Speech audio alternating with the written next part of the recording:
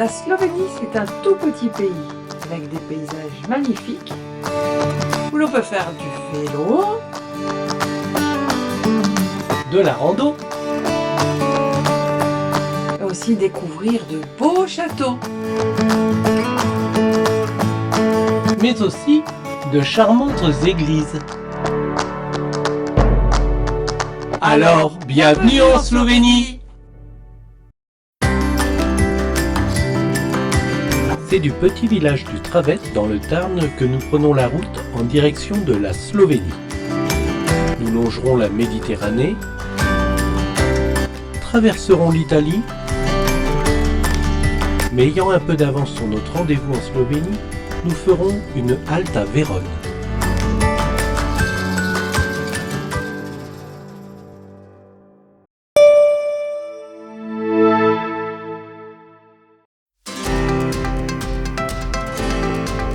En ce samedi matin, après avoir passé la nuit sur une aire de service sécurisée, nous partons à pied visiter Vérone.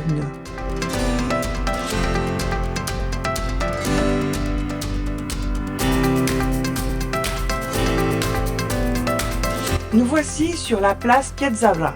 C'est la plus vaste de la ville. Elle est bordée de cafés, de restaurants. On peut y admirer la statue du roi Emmanuel II, ainsi que la fontaine des Alpes. Nous voici aux arènes de Vérone, édifiées par les Romains au 1er siècle avant notre ère.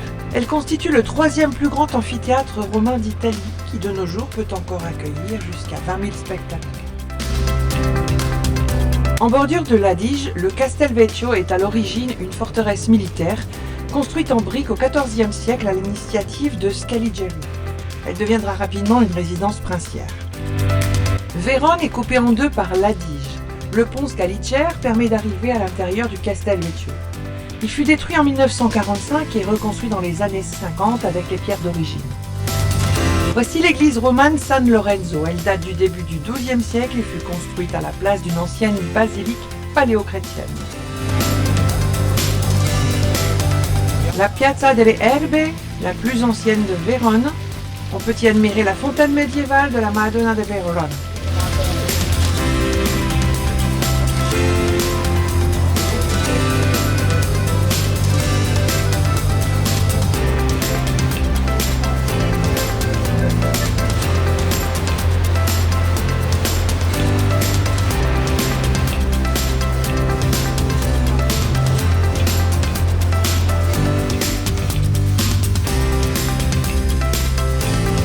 La cathédrale Sainte-Marie Matricolare est consacrée à la Vierge Marie, la façade est en tuf alterné de briques.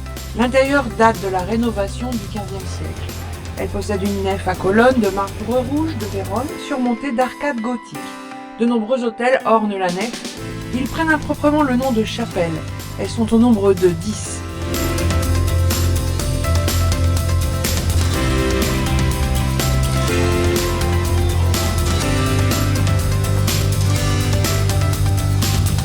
Au cœur d'un beau palais médiéval, voici la maison natale du personnage shakespearien de Juliette. Dans la cour, le célèbre balcon, la statue en bronze de Juliette offrant son sein à la caresse des touristes, car selon la légende, le toucher apporterait amour et fertilité.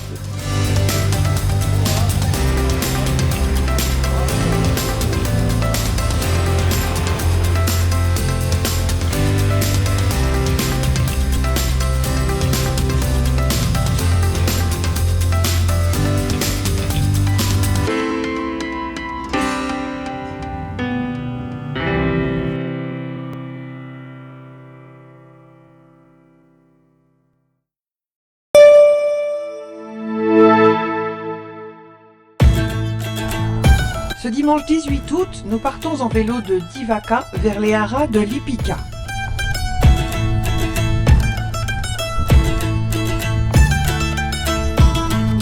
La Slovénie tire une grande fierté de Lipica, avec son haras en activité depuis plus de 440 ans. Véritable monument culturel et historique, cette institution élève la même race de chevaux depuis sa fondation.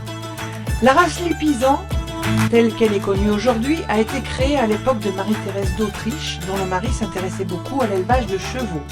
Cette race a près de 450 ans, ce qui en fait l'une des races pures les plus anciennes du monde.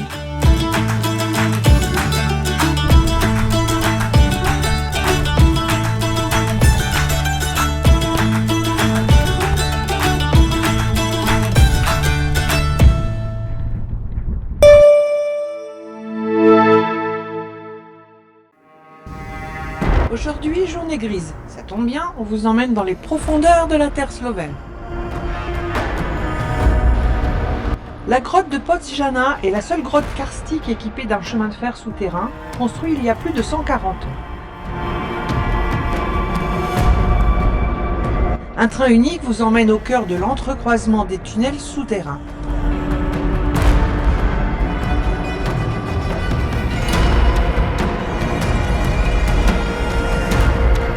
On pourra y découvrir les spécificités karstiques majeures, le nébotechnique, gratte-ciel,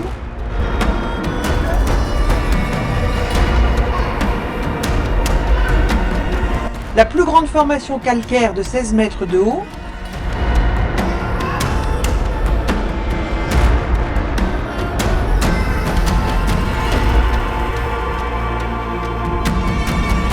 le brillant, symbole blanc cristal de la grotte de Podsjana.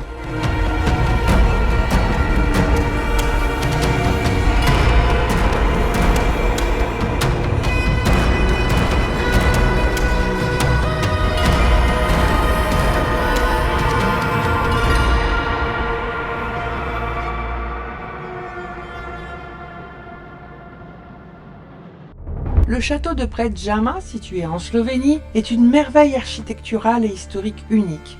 Niché à l'entrée d'une immense grotte et adossé à une falaise calcaire haute de 123 mètres, il est considéré comme le plus grand château troglodyte du monde. Ce site, qui semble tout droit sorti d'un conte médiéval, fascine par son mélange d'ingéniosité humaine et de paysages naturels. Construit au XIIIe siècle, le château est surtout célèbre pour avoir été la forteresse d'Erasem de Predjama, un chevalier rebelle, souvent comparé à Robin des Bois. La légende raconte qu'il aurait utilisé un réseau de tunnels naturels pour résister à un siège de plus d'1 an, grâce à des approvisionnements secrets venant de l'extérieur. L'architecture du château est tout aussi impressionnante que son histoire.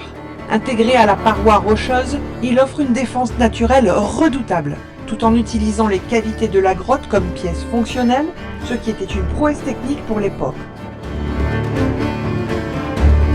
Aujourd'hui, on peut visiter ces salles médiévales, découvrir des expositions sur la vie de l'époque et admirer les vues spectaculaires sur la vallée environnante.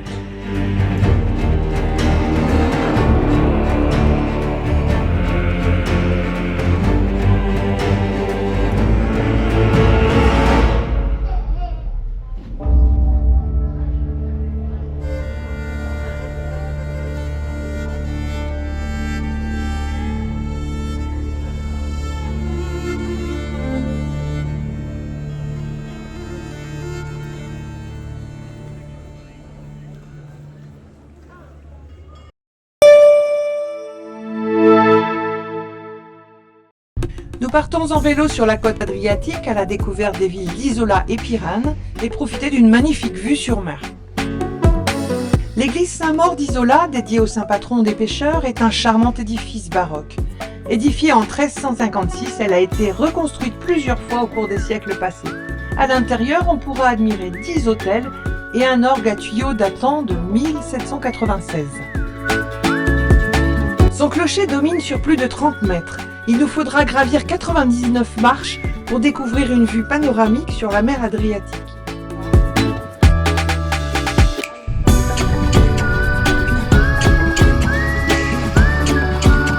La balade se poursuit en direction de Pirane.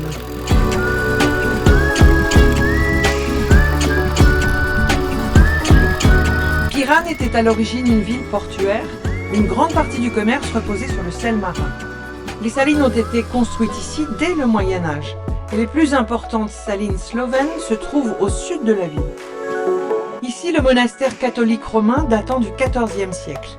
Il est encore habité par quelques moines.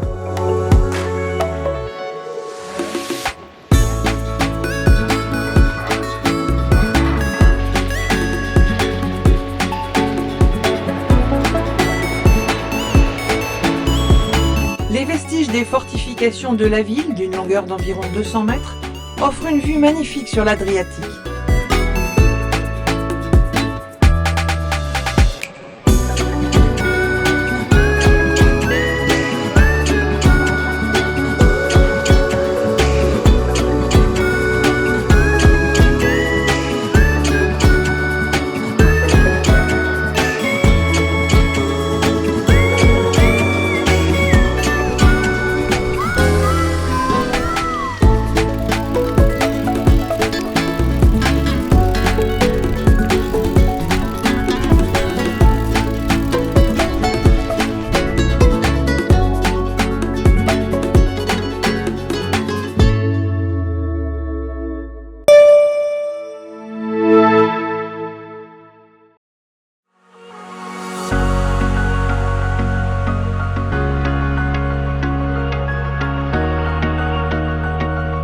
dans ce paysage bucolique que nous passerons la nuit. Prochaine étape, la capitale, Ljubljana. Nous trouvons un parking proche du centre de Ljubljana et partons à pied direction un musée original. Nous passons devant la statue de l'ancien président slovène, puis devant l'ambassade américaine. La galerie musée qui abrite de nombreuses œuvres d'artistes slovènes, puis nous arrivons devant l'église orthodoxe Saint-Cyril. C'est un joyau spirituel et architectural, construit dans les années 30. Dédiée au saint Cyril et Méthode, évangélisateur des Slaves, elle reflète l'influence byzantine avec ses jolies fresques et icônes. Ce lieu de culte symbolise le pluralisme religieux de la Slovénie et invite à découvrir la richesse des traditions orthodoxes. Le musée du train slovène est un espace unique où l'on apprend beaucoup sur l'équipement et le fonctionnement des chemins de fer au siècle passé. Ce musée présente une collection unique d'immenses locomotives à vapeur, dont certaines d'entre elles sont très rares. On y découvre aussi une vaste collection d'appareils, d'outillages et autres patrimoines techniques du domaine ferroviaire.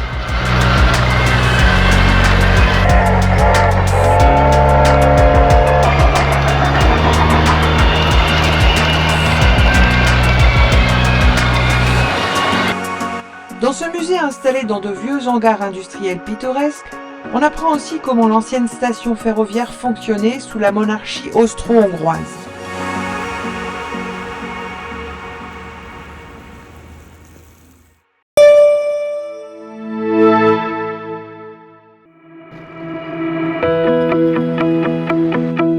En cette journée, nous partons à la découverte de la capitale slovène en vélo. Nous prenons par erreur le chemin piétonnier qui monte au château et devons finir à pied.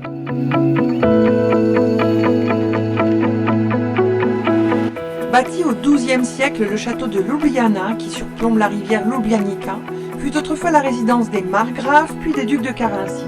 La chapelle Saint-Georges, bâtiment le plus ancien du château, est bâtie sur une ossature gothique de la fin du XVe siècle. Sa décoration intérieure est plutôt de style baroque, richement illustrée de blasons des grandes familles aristocratiques de Slovénie. Le château fut détruit lorsque le duché entre dans l'Empire austro-hongrois en 1335. Il a été reconstruit à la fin du XVe siècle pour protéger la ville, aussi bien des invasions ottomanes que des révoltes paysannes. Au XVIIe et XVIIIe siècle, les Autrichiens en font un hôpital puis une prison.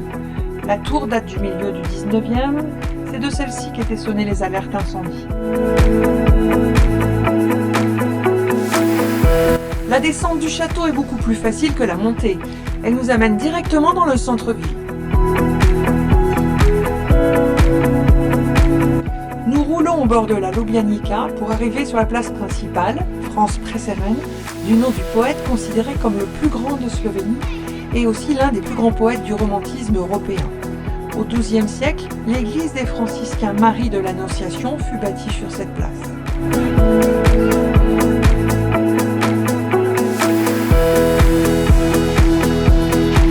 On ne peut pas venir à Ljubljana sans passer sur le pont des Dragons. Construit en 1900, il fut la première véritable construction en béton armé de la ville et aussi l'un des plus grands ponts de ce genre en Europe.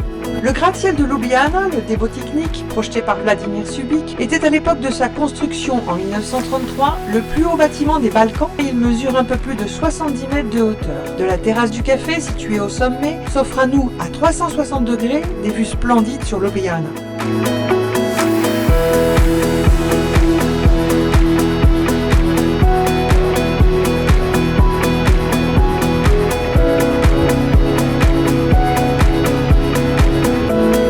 Le parc Tivoli de Ljubljana, de plus de 5 km², est l'un des plus anciens et des plus grands espaces verts urbains d'Europe. Il a été baptisé Parc Tivoli en hommage au jardin de Tivoli à Rome. Le château du XVIIe siècle abrite aujourd'hui le musée d'histoire contemporaine de Slovénie.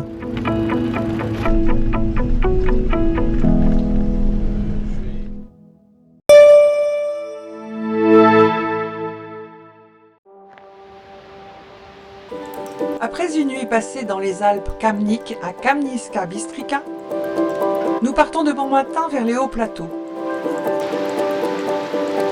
Et pour ça, nous devons faire une petite marche à jolie forêt bordée d'un cours d'eau pour rejoindre la télécabine qui va nous amener sur le plateau de Velika Planina.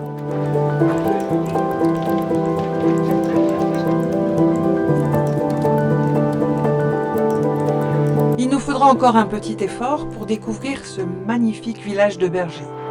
Situé dans la région de Haute-Carniole, dans les Alpes camniques, à une altitude de 1500 mètres, ce hameau traditionnel est composé de huttes en bois d'épicéa, reconnaissables à leur toit en barre d'eau, particulièrement inclinés et arrondis, qui s'étendent presque jusqu'au sol. Ils sont conçus pour résister aux rigueurs de l'hiver. À l'intérieur, elles comprennent généralement une pièce principale où les bergers vivaient et travaillaient.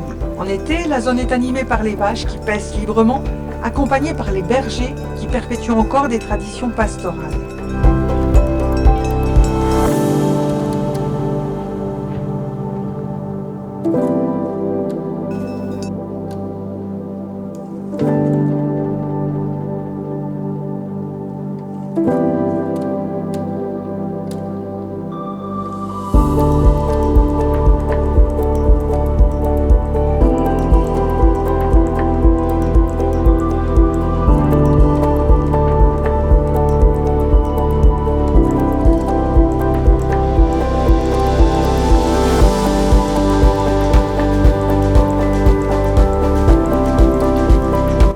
Journée, nous reprendrons le même parcours.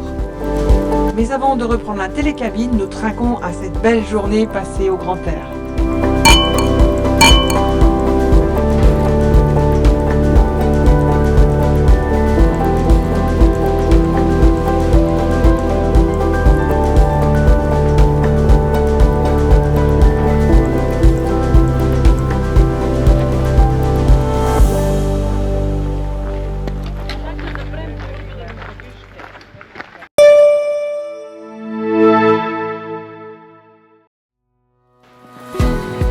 Après avoir passé la nuit au même endroit que la veille, afin de pouvoir faire cette rando qui mène à une cascade, qui se situe dans la vallée latérale du ruisseau Kamniska Bela, un affluent sur la rive gauche de la rivière Kamnista Pristica.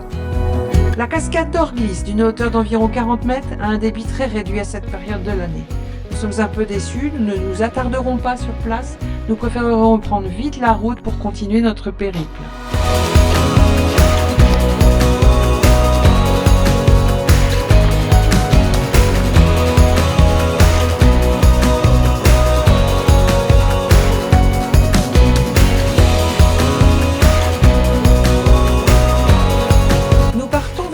Ville de Selj, aujourd'hui la troisième plus grande ville de Slovénie, appréciée pour son centre historique.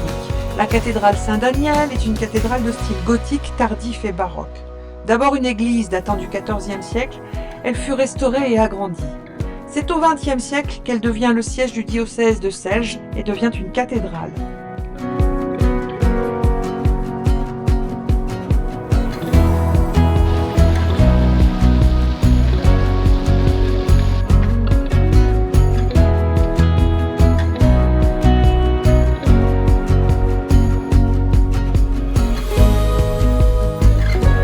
Son château médiéval est le plus grand de Slovénie. Perché à une altitude de 400 mètres, l'histoire raconte que la première référence du château date de 1322. C'est en 1333 que le château tombe en possession des seigneurs de Sanek, devenus les comtes de Selj en 1341 et par conséquent les familles aristocratiques européennes les plus puissantes à l'époque. C'est d'ailleurs grâce à eux que Selj est appelée la Cité des Princes. Voilà, c'est la fin de notre première semaine en Slovénie. Voyage by Pierre vous remercie de votre attention et vous donne rendez-vous dans la prochaine vidéo pour la suite du voyage.